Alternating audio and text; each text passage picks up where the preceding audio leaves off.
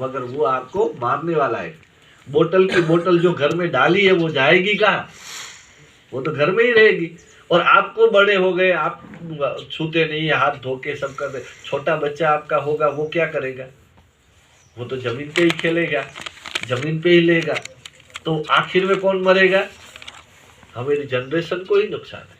तो ये एक एक बात में आप देखोगे तो हर जगह मारना, काटना और अलग करने का कार्यक्रम चल रहा है। तो प्रकृति के साथ अलग हुई है, इसलिए हमें ऐसा स्वभाव है। आप प्रकृति में रहोगे तो प्राकृतिक रहोगे, विकृति में रहोगे तो विकृत रहोगे। तो ये रहने की व्यवस्था भी हमने प्राकृतिक इसलिए बनाई है, जब तक हम ऐसा एक क्लाइमेट में नहीं आएंगे आपकी सोच काम ही नहीं करेगी। हम सीमेंट के अंदर बैठ के प्रकृति की बात नहीं हो सकती। इसलिए हमने ये घास का बनाया है कि जहाँ एनवायरनमेंट ऐसा होगा, वातावरण होगा, ऐसा ही विचार आएंगे। विचार का ऐसे वातावरण का विचारों के ऊपर, मन के ऊपर, व्यवहार के ऊपर बहुत बड़ा प्रभाव है। हम उससे प्रकृति, पर्यावरण यानी क्या? ये प्रकृति की जीवों से पर्यावरण बनता है। और पर्यावरण यानी क्या? परि यानी परिख, चारों तरफ राउंड, और आवरण यानी कवच। तो ये जीवन को कवच है। कौन है? पर्यावरण। पर्यावरण कौन चलाता है? 84 लाख जीव। इसलिए देश में अहिंसा धर्म है। अहिंसा धर्म वो एक धार्मिक कार्यक्रम नहीं, मेरा जीवन का आधार का कार्यक्रम है। वो जगत की रचना में भागीदारी है। तो ये हम भूल चुके हैं, और उसको फिर याद कौन दिलाएगा? तो हमें ही याद दिलाना। जब हम भूले हैं तो स्मृति भी हमें ही आनी चाहिए। तो हमें प्रयास करना है। मगर वो जो जीव है, गाय है, अपने मुंह से बोले कि मेरे दूध में ये है, मेरे गोबर में ये, मेरे मूत्र में ये वृक्ष बोलेंगे कि मैं कुली में हवा को गर्म में से ठंडी करने के लिए मेरी रचना हुई है, मेरे फल से आपका पेट भरा जाएगा, मेरी छाँव से आपको ठंडक मिलेगी, मेरे इसमें कई जीव रहते हैं, मेरे लकड़े से आपकी कई उपयोगिता। वृक्ष अपने मुंह से नहीं बोलता, मैं हवा में से जो कार्बन डाइऑक्साइड आप बढ़ा रहे हो उसको मैं ऑक्सीजन करके आपको शुद्ध करके देता हूँ। तो ये एक एक जीव जो काम कर रहा है वो बोलेगा नहीं, बोलता नहीं है, इसलिए चलता नहीं है। बोलता है वही बिकता है। तो आज मार्केटिंग की दुनिया में इसे जीवों के बारे में, इस रचना के बारे में कौन बोलेगा? तो उसके लिए ये रामकृष्ण ट्रस्ट की रचना हुई है कि ये प्रकृति में से जो हमें समझ में आया कि एक एक जीव तो हमारे उपकार का काम कर रहा है, ये लोग मार क्यों रहे? तो उसको जानकारी नहीं है, तो जानकारी कौन देगा? तो जो मुझे मिली है तो मुझे देने की जवाबदारी है। मुझे जानकारी मिली तो मुझे उस जानकारी में ऐसा लगा कि ये रास्ता सही है और सबके लिए कल्याण का रास्ता है। तो जो अच्छी बात मिली, तो मैं अकेला तो कल्याण हो नहीं सकता। मैं पानी बचाने जाऊंगा तो अकेले से तो कुछ नहीं होगा। मैं हवा को शुद्ध करने का अकेला तो कितना कर सकता हूँ? 100, 200, 500, 1000, 2000 पेड़ लगा। इस जगत में तो खरबों पेड़ों की जरूरत है। तो ये समाज परिवर्तन का काम है, अकेले से नहीं हो सकता। तो समाज को साथ में लेने का एक प्रयास रामकृष्ण ट्रस्ट ने किया है कि हमने जो अनुभव के आधार से जो समाधान का रास्ता मिला है, और उसमें हमें लग रहा है कि यही समाधान का रास्ता है, उसका रेफरेंस है दो।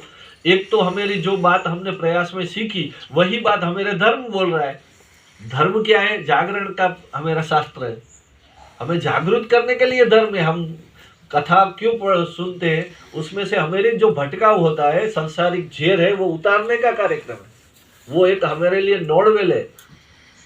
आपने नोडवेल की बात सुनी? सांप और नोडिया जब लड़ता है ना, तो सांप का जहर है, वो नोडिये को जब दंश देता है तो वो जहरीला हो जाता है। तो वो थोड़ी देर चला जाता है और एक वनस्पति आती है, उसको सूंघ के आता है तो जहर उतर जाता है।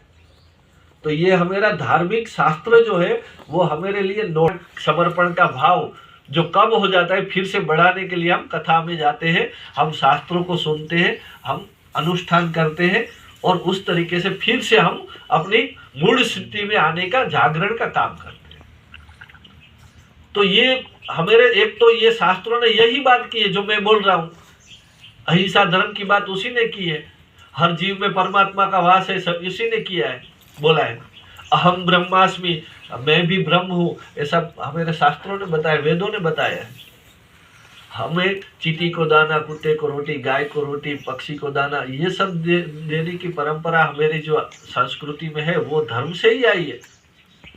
और हिंदू धर्म क्या है? समग्र जगत का कल्याण करने का एक आइडियोलॉजी है। इसलिए हमारे शास्त्र जब भी किसी का कल्याण की बात बोलते हैं तो हम क्या बोलते हैं, और उसके लिए हम रोज एक मंत्र बोलते हैं, सर्व भवन्तु सुखिनः सर्व सन्तु निरामय। कभी हमने ऐसा बोला कि मानव भवन्तु सुखिनः, हमने ऐसा बोला भारत भवन्तु सुखिनः, हमने ऐसा बोला हिंदू भवन्तु सुखिनः, हमने ऐसा बोला स्व भवन्तु सुखिनः। मेरे शास्त्र क्या बोले, सर्व भवन्तु सुखी। सर्व यानी क्या, समग्र विश्व समग्र जीव मात्र का कल्याण हो।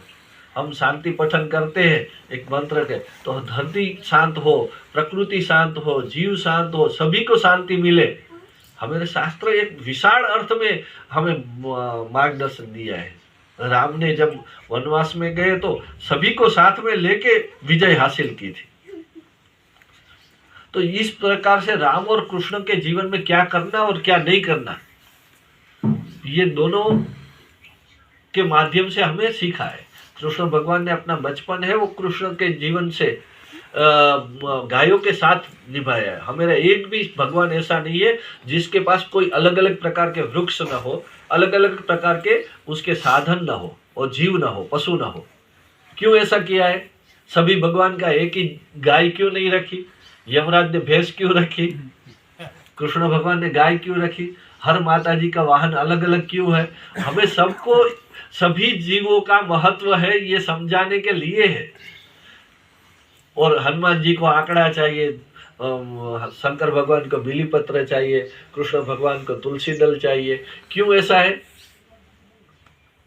तो सभी में कहीं न कहीं कोई न कोई बात है। पान में परमेश्वर, ऐसे हमारे कई महानुभावों, हमारे शास्त्रों, हमारी संस्कृति ने बताया है। तो हिंदू धर्म एक आइडियोलॉजी है और भारतीय संस्कृति उसकी मेथडोलॉजी है, उसकी रीति नीति है। आज जो हम जी रहे हैं कि शायद आइडियोलॉजी हमारी खत्म हो गई है, मगर उसमें से अभी रीति नीति संस्कृति जो बची है वही धर्म है। अगर हमारी परंपरागत संस्कृति के आधार से अगर आप जीने लगो तो वो वेरी साइंटिफिक, वो साइंस है जीने का।